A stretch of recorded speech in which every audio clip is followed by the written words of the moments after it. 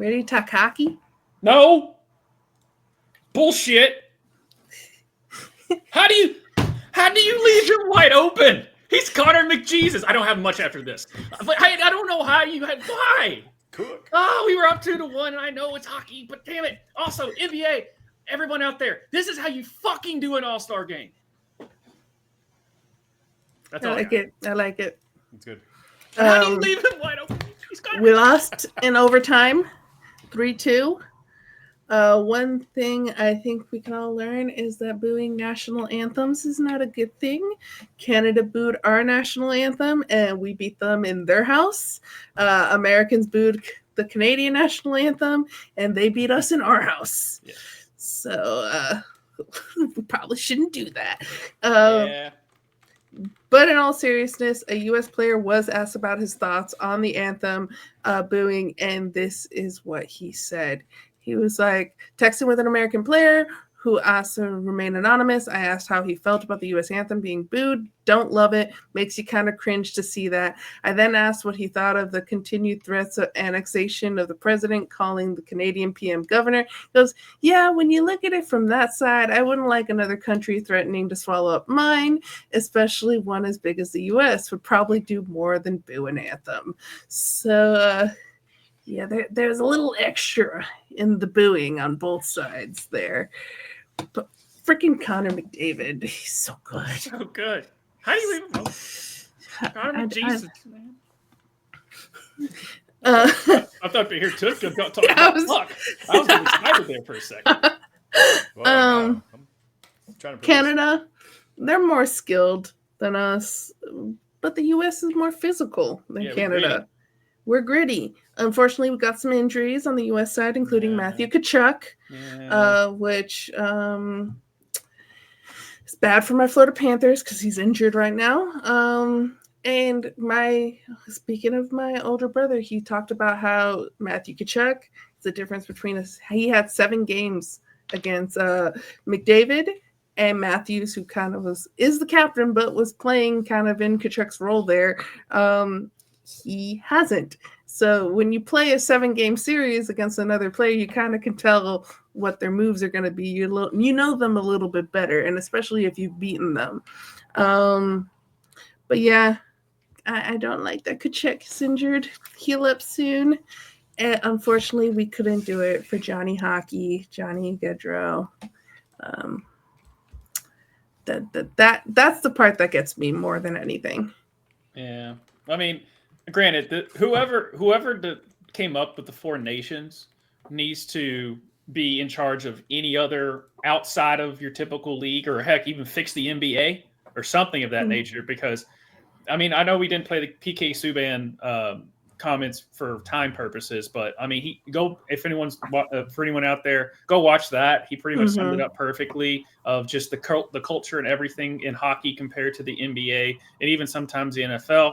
NFL is a whole different ball game just because of the type of sport it is. Whereas NBA and hockey are kind of similar in the fact that it's supposed to be fast paced, up and down. There's not a whole lot of players on the field, all that stuff. So you can kind of see the similarities in it. And they both have their seasons are both a lot of games, and they have the All-Star break around the same time.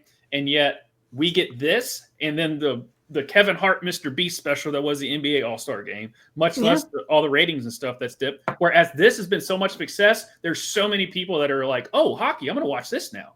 Like, this was bringing so many eyeballs. So it sucks that the U.S. lost, but yes, all of this was just awesome. Yeah. And speaking NHL 4-Nation tournament, this is what the NHL decided to do instead of doing an all-star game. And I don't know if they're going to do it every year or if they decide to do it like every few years. Right. We'll see that. But it doubled the viewership. Specifically in the United States, it was 9.2 million viewers that watched that final against Canada. This did not include the viewership in Canada. They say if you add that, it's closer to like 20 million viewers that watched that game. So if you think around like 5 million was watching the All-Star game compared to what could have been like 20 million, that's a difference. That's significant. Is there really that many people in Canada? I mean... Well, every single one of them was watching the game. Every single one was watching. Nothing else to do up there. Ice fish. Yeah, but no, hey, so for the four nations of it all, you're talking about like other sports actually kind of taking a little bit of a page from their book. NFL, white versus black. Let's do it. Just fucking do it. Everybody wants to see it. Yes. Let's Cooper DeJean has do one it. pick six in the biggest game God. ever. We and got people a are white doing it corner now. yeah. We got some white backs. We've got them. Let's go. NBA, you can have light skin Hispanics can choose which side, as well as mixed races. So Puka went to BYU, so just saying. Yeah, white AF. But no, I'm just saying. You want to talk about over 20 million people viewership, that you will have the entire world watching. Dude. Yeah. The entire world watching. You finally get And one then we good were white corner, talking- and we're like, all right, we can do this. Let's go. And for NBA, you could do it like a Ryder's Cup, have US versus Europe or US versus internationals as the All-Star game. That would be a lot better, I think. Yeah. But John Tortorella, he coached the Team USA, was asked about chartering back to Philadelphia. Pronounced Trumadol. And he said, I didn't charter back. When I knew a bunch of Canadians were going to be on there, I was definitely driving. So he apparently drove from Boston to Philly, which is 5.5 hours according to Google Maps, because he did not want to ride back on the plane with the 2 Canadian players who he coaches at Philadelphia Flyers. Yes. Hey, I mean, it's kind of like that's why rivalries are great too, as well as because I will coach you later. Right. There's the whole. It's the whole thing of Woody Hayes, who was coach of Ohio State. His car broke down like right at the border. He pushed his car across the border in Michigan. That way he wouldn't give any money to the state of Michigan, even when his car was out of gas. That's the urban legend about Woody Hayes hated Michigan so much he wouldn't even pay for gas in the state of Michigan. Yeah. Don't give him that tax revenue. Fuck Yeah. him. Yeah. But I mean, like, kind of to that, as far as the rivalry, it kind of like, I guess looking at Ted Lasso, they kind of hit that a little bit, like, hey, you're on this team together, but then you're playing international, you're separate, and oh yeah, I know what you're going with. It's just a 180 where it's like, dude, he's such a dick now. Yes. Danny and Zora, you're enemies, and then like the next day is like, hey, it's live. And he's got the bandit. Zoro's like scared of him, and he's like, what is? I'm so confused. Yeah, but yeah, Danny went full Kobe Bryant on Pau Gasol. Like that's just what it was. Yeah. And then talking about just people who have given to a lot of different sports. Now, JJ Watt, he described the tournament perfectly. He said, not sure how they expect these guys to play regular season NHL games on Saturday after this. Much respect for how much effort, energy, and passion they've poured into this tournament. That's what made it so special. The best in the world going all out for pure pride. So if you go back earlier in this episode where we were talking about passion and pride and lack thereof in the NBA, and then a sport that plays at the same exact time as the NBA. You're seeing all this passion, pride, new hockey fans from this. Like, I wouldn't be surprised if we see more people watching NHL final than an NBA final. Like, that's not too hard to think about. Your guys' thoughts? It's a little bit trickier when it comes to now. It depends on if this was able to get someone into buying into a certain hockey team and then keep following it based off of how someone played, because really they're doing it because of US Canada. So it's, it's the whole country's type of camaraderie thing that brought all the viewers. Plus there was nothing else really on. So it's like, all right, fine, we'll just watch this. And then you saw the passion and pride, which keeps people gets them hooked.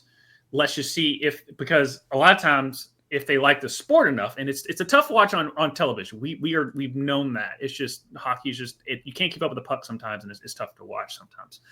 So I'm interested just because if your favorite team isn't playing in the finals, are you going to like it enough to keep watching it? I think so, because there's nothing. I mean, playoffs and a professional playoffs are just different. Even with NBA, I talk about that all the time. NBA playoffs, they're just different, which is why it pisses us off more, because we can just tell the gear that they have to be at that level, and they just don't do it. Whereas hockey feels like they're at that level all the time. Mm-hmm. Yeah, I would like to see the 4 nations expand to the 5 nations, and it'd be a Native American team, because we definitely could suit up that many people and be able to play in that affair. Maybe not all NHL just yet. I know we got a handful of players, man, but no, I want to see that thing expand and just grow to where.